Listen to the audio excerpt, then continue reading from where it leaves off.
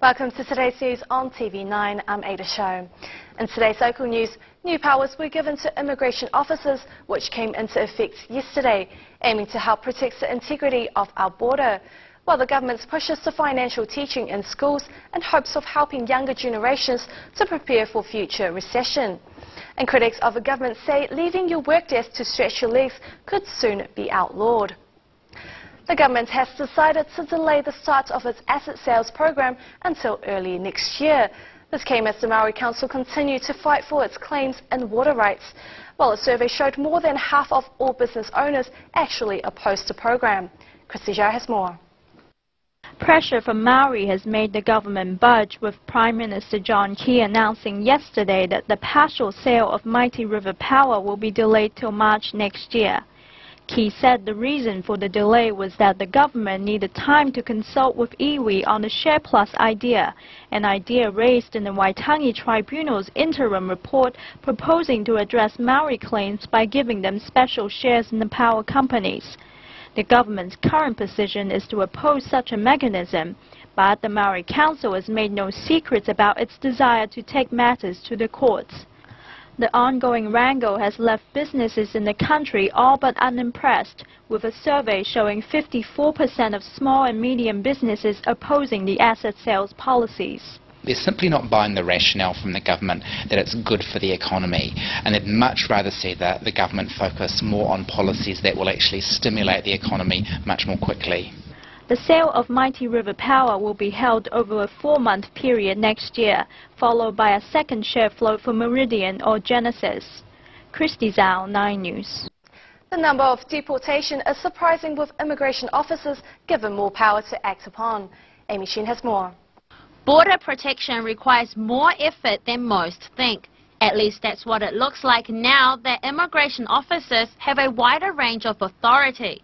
Compliance officers now have increased powers to search at the border and the ability to detain people liable for deportation. They also have the power to obtain biometric information like fingerprints. These changes will allow officers to act quickly on information they receive to deport people who are in the country illegally. Previous numbers indicate the power shift is a step towards better protection of New Zealand borders. Compliance operations aided in just over 1,400 voluntary departures and almost 750 deportations last year, as well as visited 843 sites in educational institutes and workplaces to carry out the Immigration Act. Amy Chen, 9 News. Torrential rain that hit Auckland yesterday left streets flooded and residents stuck in their homes. Fire crews were overwhelmed with calls from residents battling flooding yesterday morning, with over 30 calls just from North Shore. Some residents living in Rimu area were also trapped in their homes, while the heavy flooding blocked their driveways, covered cars and tore down trees. Philip Duncan from weatherwatch.co.nz says the explosive downpours have cleared, but gale force winds will continue until the weekend, when the flood risk may return. This week is the country's inaugural Money Week, a push by the government to educate Kiwis about their finances and everyday money. Christy Zhao went to an Auckland school to see how financial literacy is being taught in the classroom. New Zealanders collectively owe $3.6 billion on credit cards, with $639 million paid each year in interest. A lot has been said about the recession and the so-called want-now culture that we live in. So, to better educate Kiwis about their finances, the Commission for Financial Literacy and Retirement Income came up with the idea of Money Week, a new initiative to raise awareness on financial literacy. Authorities say for kids to not make their parents' mistakes, financial literacy needs to start in the classroom. In Auckland, at least one school has been embracing that idea, teaching students from year 10 onwards about the importance of saving, budgeting and borrowing. The parents of our whānau group, they tend to buy appliances and furniture on credit, paying a lot of interest. So the skills that our students learn at school, they carry it forward home, help mum and dad to budget, to encourage them to save and make purchases for cash. Students who took part say they've learned a great deal. Right now it helps me equip myself to know how to budget and to save and to know how to manage my money. Everyone that earns money and spends money should know how to spend their money. Monetary skills are a national focus this week, with various agencies providing free financial education activities to people interested. Christy Zhao, 9 News. The Earthquake Commission is to prioritise repairs for the sick and elderly in Christchurch. The Commission seconded a person from another government agency to formalise a policy to prioritise repairs for those who are chronically ill or over a certain age. However, the age of eligibility will not be reviewed until the process is formalised. New Zealand makes the move to a sustainable future by learning from the founder of Living Building Challenge. In collaboration with the forward-thinking architects, construction giants and Auckland Council, the nation explores the possibilities of greener buildings. Imagine a building that provides and uses its own energy and water, because that could be the future of all buildings. This is a concept brought to New Zealand by the founder, designer and chief advocate for Living Building Challenge. Well, the Living Building Challenge is currently the world's most stringent and we think progressive green building system. And the idea really is that it's challenging the building industry, that's why we use the word challenge, to go much further than conventional green construction. The idea of buildings having a net zero energy, water and waste is now possible with conventional technology and better understanding of the principles. I think there'll be a growing movement towards sustainable buildings. People are becoming more conscious and aware of use of energy and the limitations there are. JazzMax and Aero International have joined forces to plan, design and build New Zealand's first living building. So there's a lot of collaboration involved. We need to change the material systems, we need to change the legal systems, we've got to work with the political structures. So any one project is going to come up against barriers, and these barriers are where we'll be finding the spaces that we need to make changes in the New Zealand system. In terms of new technology, there's the solar panels and things like that, but really it's being as natural and as really as natural as possible. Modern making systems, their traditional belief systems, and bringing in the Living Building Challenge as a framework to enable us to bring those two together and deliver something really powerful. Auckland Council is hosting a design charrette to discuss the future possibilities of a sustainable waterfront.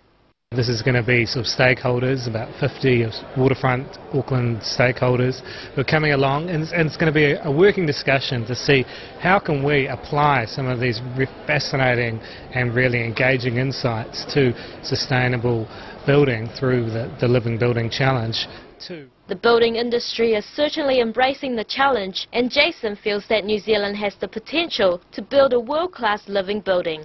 Could really be a beacon for the world in terms of what's possible, and so having an opportunity to share what we've learned in our markets with New Zealand is really important to us. Being the first building to incorporate the Living Building Challenge concept, the Tūhoi building is certainly one to look out for. Kay Chow, 9 News. A bill first introduced in 2009 could stop workers from taking breaks if enacted. Critics say such a move is against basic employment rights. Christy Jar reports. The Employment Relations Amendment Bill has been sitting before Parliament since 2009, but the spotlight has been turned on it again this as it became apparent that workers could be required to keep working during their paid and unpaid breaks because of the legislation. That means if your employer is asked, you could be forced to give up your precious lunchtime or even a few minutes outside to stretch your legs. The proposed law change came as a result of a few cases in which employees worked alone, but critics say there was no need for such knee-jerk reaction, especially at the sacrifice of what they called fundamental basic rights. If it's not getting paid, nobody should be able to require you to work. Some people would call that slavery, and that's what the bill does. It says during a half-hour unpaid break, the employer can require you to work. I think that's unreasonable. Advocates for the change say the legislation already has safeguards to ensure that employers' requests are reasonable, but opponents insist on keeping a clear time off for workers. The bill is yet to have its second reading in Parliament after 3 years. Christy Zhao, 9 News. The more the merrier. Auckland Tourism Agency is launching a campaign to attract Kiwis to the city. The City of Sails is promoting itself to attract more domestic travellers. Residents of Waikato, Northland, Bay of Plenty, Wellington and Canterbury are targeted. And Auckland's tourism agency is eager to see the income of Auckland domestic tourism to go up from $1.366 billion in 2010 to $2 billion annually by 2021. To reach such a goal, the first comprehensive domestic campaign in more than a decade will be launched.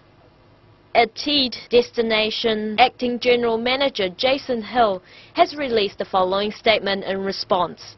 People from all over New Zealand had a great time here during Rugby World Cup. We want to build on their experience of Auckland as an exciting holiday destination and encourage people to visit, stay longer and spend more. Being New Zealand's biggest and most diverse city can be fun and vibrant, but some are concerned that it may be intimidating or unwelcoming. But the campaign aims to break this down and push the no passport required message. Kay Chow, 9 News. Now we have our TV9 host from Asia Focus, Julie Nixon, to comment on Money Week tips. This is Money Week. It's a government initiative that's been run for the first time by the Commission for Financial Literacy and Retirement Income. Many people remember it as the Retirement Commission. During the week there will be free events focusing on financial education up and down the country to raise awareness about how to manage your money better. Saving money is a problem for many Kiwis. Collectively we owe about $3.6 billion on credit cards, which is evidence that we need to start getting smarter. These days credit cards can be used to buy just about everything and anything, and some people do. It wasn't so long ago that we used to manage our finances with a chequebook and a running total. The beauty of using a chequebook is that you're able to see just how much you've got in the bank. But with EFTPOS and credit cards, it's easy to lose track. The $3.6 billion that Kiwis owe is growing at an average interest rate of 17.7%. That's about $639 million paid each year in interest. That's dumb. The reason people are paying through the nose for goods and services using credit cards is because they want the latest things today. They don't have the patience to wait till tomorrow. The first rule about saving is to make sure you've got enough money for food and power before buying things you don't really need. It's fair to say that a lot of Kiwis don't like to talk about money, but during Money Week everybody should be thinking about it. With KiwiSaver, New Zealanders are getting a little bit better at saving for retirement, but our savings rates has come from a low base. Here are some savings tips put out by the Commission. Make a money plan to ensure you can live within your means. Use surplus cash to pay debt faster. If you're debt-free except for your mortgage, increase your repayments. Check if your insurances are up to date and or need a change. And consider KiwiSaver or another form of retirement savings. The bottom line is that we teach our kids how to tie their shoelaces and how to drive a car, but we also need to teach them how to save. And you're never too old to start learning the basics. Thank you, Julian. Now let's take a short break and we'll be back shortly.